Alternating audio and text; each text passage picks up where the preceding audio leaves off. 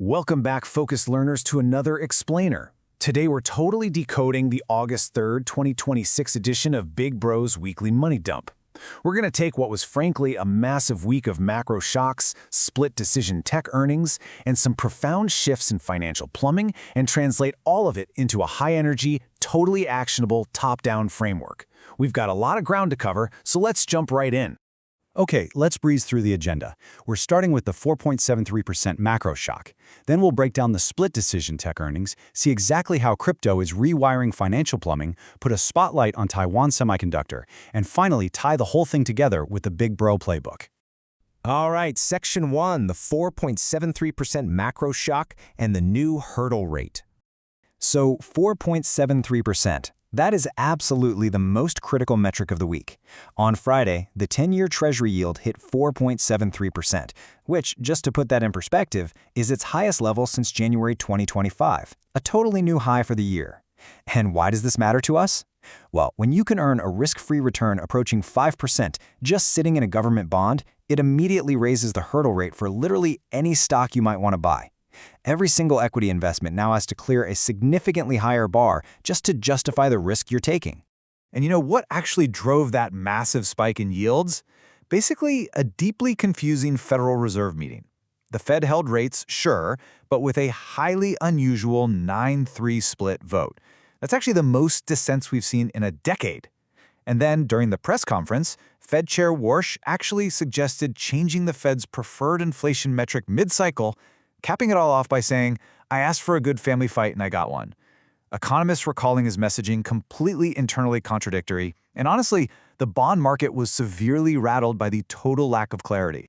Let's see how this actually builds, because chronologically, this was a wild, four-act emotional roller coaster for the markets. On Wednesday, the Dow just plummets 840 points right during that confusing Fed press conference. Then on Thursday, we get a tech relief rally simply because GDP missed expectations, coming in at 1.5%. The market perversely loved that, thinking slower growth might actually mean fewer rate hikes. And then Friday hits. The 10-year spikes to that 4.73% peak, while at the exact same time, Amazon surges 15%. Just a crazy week. Moving on to Section 2, Split Decision Tech Earnings, specifically looking at Microsoft versus Meta. We basically witnessed a stark tale of two tech giants here. On one side, you have Microsoft delivering an absolutely pristine beat. Azure Cloud growth accelerated to 43%, backed by a staggering $625 billion in commercial remaining performance obligations. That's essentially locked-in future revenue. It's massive. But then on the flip side, Meta delivered a really confusing 14% earnings miss. But if you look a little closer, you'll see their free cash flow collapse was driven by $31 billion in CapEx, plus over $3.5 billion in one-time legal and severance charges. So, what's the Big Bro translation here? Well, Microsoft essentially proves that the AI enterprise demand thesis is completely real and locked in at full maturity. Meta, on the other hand, that's more of a patience play. That massive earnings miss was driven almost entirely by one-time items. Underneath all that noise, their core ad business and their 3.6 billion daily active users remain incredibly healthy. So the smart move here is just waiting for a disciplined re-entry zone, right between $530 and $540. Section 3. Crypto rewires financial plumbing and the birth of new infrastructure. 80 seconds. Now, what's really interesting about this is that in a recent Bank for International Settlements pilot, major traditional banks, we're talking JP Morgan and Citi, just successfully settled cross-border payments on a shared ledger in an average of exactly 80 seconds. Normally, the traditional banking system takes 1 to 3 business days to do that. Moving money across borders in 80 seconds at near zero cost, that isn't just a minor upgrade, it's a total, literal transformation of global banking infrastructure. And the regulatory cover we've been waiting for is finally arriving. The upcoming Clarity Act, which is facing a critical August 7th Senate deadline, has some serious backing. We're talking heavyweights: BlackRock, Fidelity, Goldman Sachs, Charles Schwab, and Franklin Templeton. That is $30 trillion in total assets under management, backing a unified crypto regulatory framework. Make no mistake, this is definitively the adults in the room moment for crypto regulation. And as a direct result of all this institutional adoption, you have to see the striking decorrelation happening in the market right now. Think about this. In July, the tech-heavy NASDAQ actually fell 3.2%. But meanwhile, Bitcoin gained 4.3% and Ethereum surged a massive 20%. Crypto assets significantly outperformed tech stocks.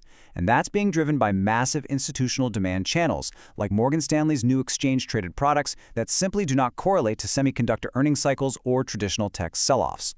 Moving to Section 4, Spotlight on Taiwan Semiconductor, the totally irreplaceable AI foundry. Okay, TSMC currently holds a staggering 73% of the global market for advanced semiconductor nodes, and at the absolute leading edge, that number is even higher. They just reported one of the best quarters in their entire 39-year history, with net income growing an unbelievable 77% year-over-year. They don't even design the chips, they just manufacture them on commission, and yet they practically hold a complete monopoly on the physical creation of the entire AI economy. And this brilliantly illustrates exactly why TSMC is completely irreplaceable to customers like NVIDIA and Apple. There are basically three core reasons. First, they're the only ones commercially manufacturing at the leading edge 2 and 3 nanometer nodes. Second, their advanced CoWoS packaging technology is literally the primary physical bottleneck for all AI data center chips. You can't bypass it. And third, the switching costs are essentially infinite. If a customer actually wants to leave TSMC, they'd have to completely redesign their chips from scratch, which takes years and hundreds of millions of dollars. No one's doing that. Now, of course, there is a risk, and we want to analyze it totally neutrally. The primary risk is obviously geography, given Taiwan's proximity to mainland China. However, the source material outlines this really interesting concept called the geopolitical shield. It's the idea that TSMC's total irreplaceability actually deters conflict simply because a disruption would catastrophically halt the global technology sector, harming all sides involved.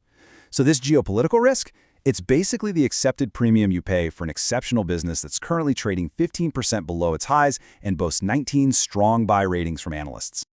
All right, Section 5, the Big Bro Playbook, where we get into tactical strategy. So the crucial point here is a philosophy of extreme discipline. Look, in a market where the 10-year yield is sitting at 4.73%, the strategy is actually pretty simple. Buy, take your profits, and just sit comfortably in a money market fund earning a nice 4% risk-free yield until your exact math-backed entry price is hit. Seriously, you don't chase the market, you let the market come to you.